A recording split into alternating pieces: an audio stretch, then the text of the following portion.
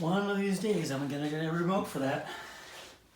Hey everybody, hope everyone had a happy Thanksgiving. It's the day after, and welcome to the channel. About a week or so, 2 weeks ago, I did an unboxing here on the Kobalt 10-inch sliding compound miter saw, and so now I've had some time to play with it, work with it on the various projects here, and continue to use it.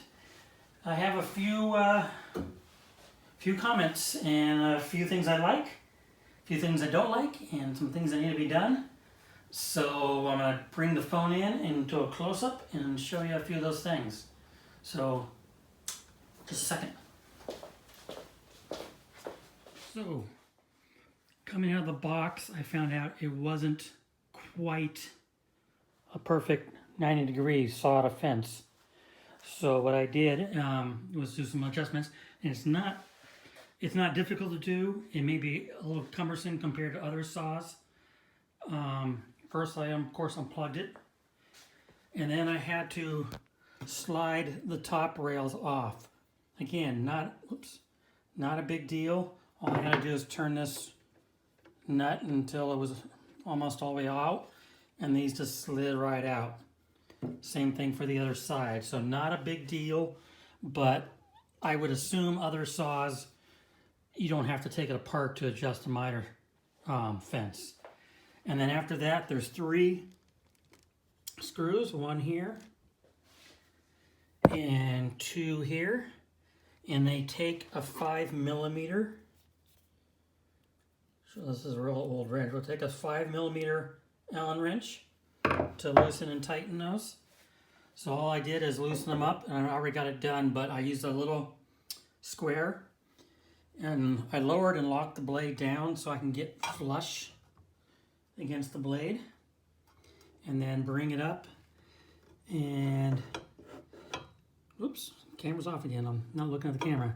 So it's flush against the saw blade, and the arm is flush against the miter fence there. And I tightened that side down, and I came back over here, and you can adjust a little bit more. So again, put this flush to the blade, not on the teeth, but flush to the blade, and moved it until it was flush with the arm of the square, and then tighten those 2 down. So, as expected, I mean, not every saw is going to come out of the box perfect. And where's my other square? The miter, or not the miter, but the blade was, excuse me here, let's pull out this stop. The blade was pretty good. Let's bring it down part way. Right there. The blade was good, so I didn't have to mess with the blade. So that's in alignment. I'm going to put these back on, and that brings up one of the points I did not like about this saw, besides that nick right there. For one, when you put them in, it wiggles around a lot. You can see here, so you got to be sure it's flush against the front when you bring it in and tighten and everything. But the second part I did not like about this, let me tighten this down, is I want to put a sacrificial fence up on here. So even when the screw is really tight, it's smooth right here, but over here the bottom part is proud a little bit over the top.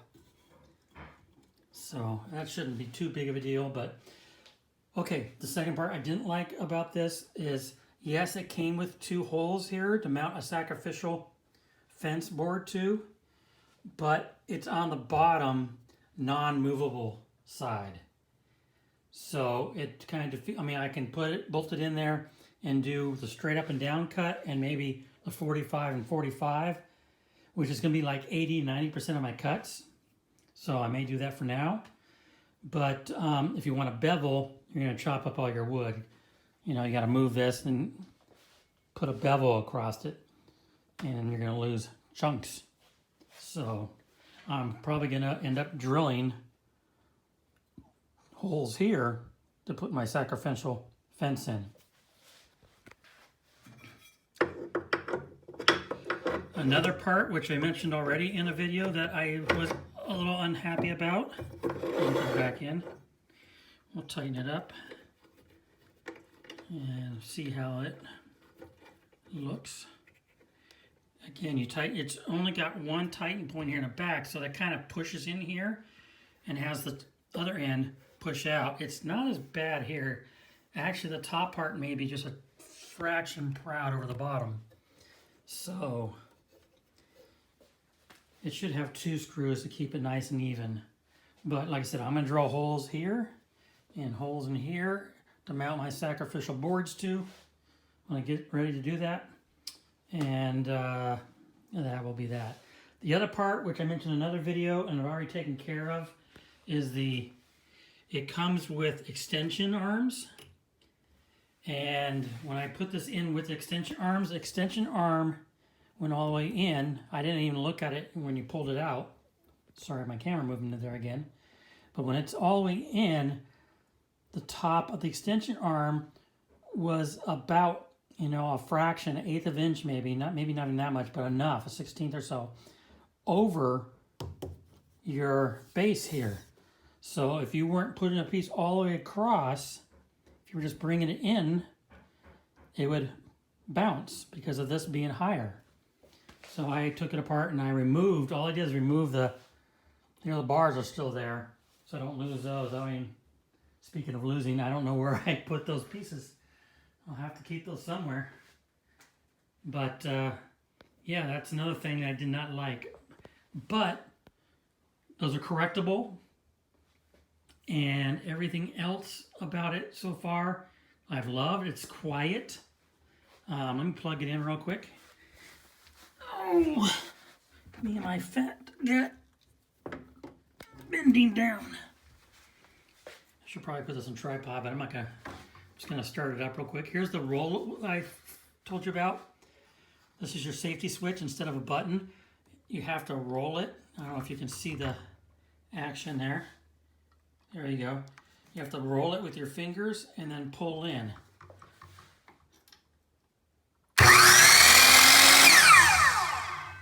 Yeah, it's nice, quick stop. The cat did not like the noise.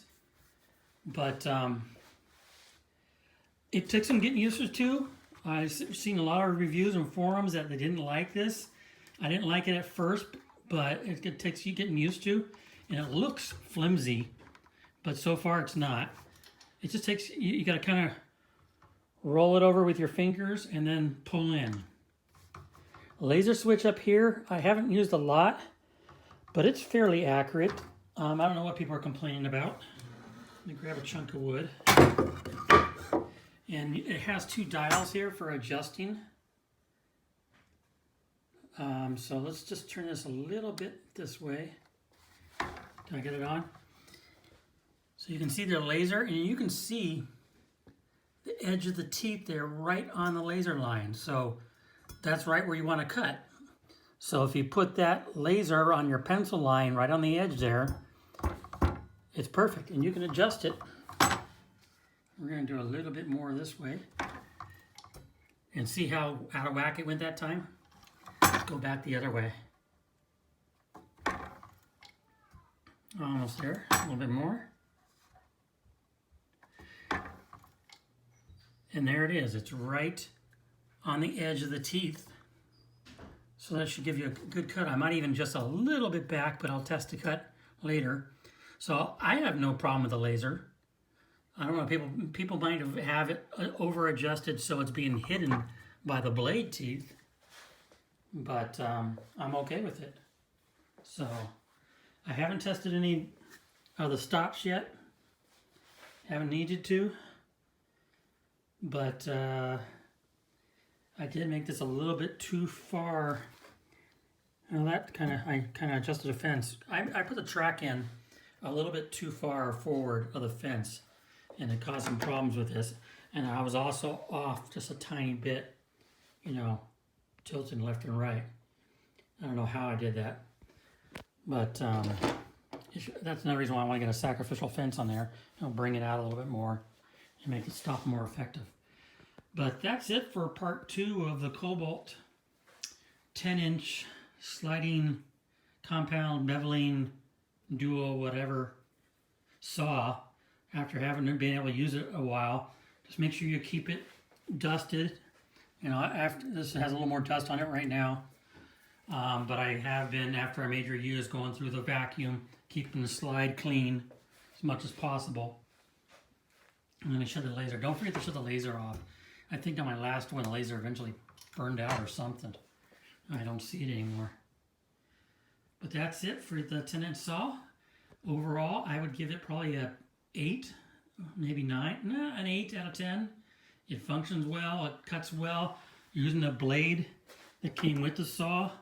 It came with a 60 tooth Kobalt blade. It's been cutting real well. I've been cutting 2x4s. I've been cutting the plywood, birch plywood. And of course, with the sacrificial fence, it'd probably work a little bit better. Blowout, I really haven't had that problem.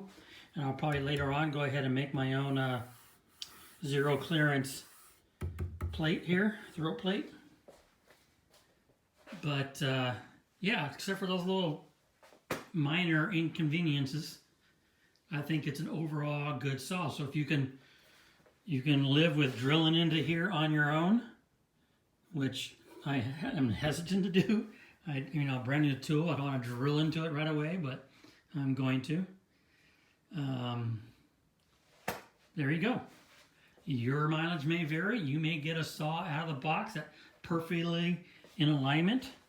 Your arms may be great. So every saw is different, I guess. So, well, that's it. I'm rambling again. So I'm going to get back onto some of my projects. Got a new project I'm starting today to put on my website for sale. So I'm going to make my prototype up and see how it goes. So everyone out there, have a great week. Like, subscribe, comment, questions. Let me know below. And I hope you'll follow me. I'm going to have a giveaway from my website when I reach 5,000 followers. My goal is 10,000 followers. I don't know when. It's going to take a while to get there, but that's my goal. But we're a little under 500 away from the 5,000 mark. So like and subscribe, and we'll talk to you guys later.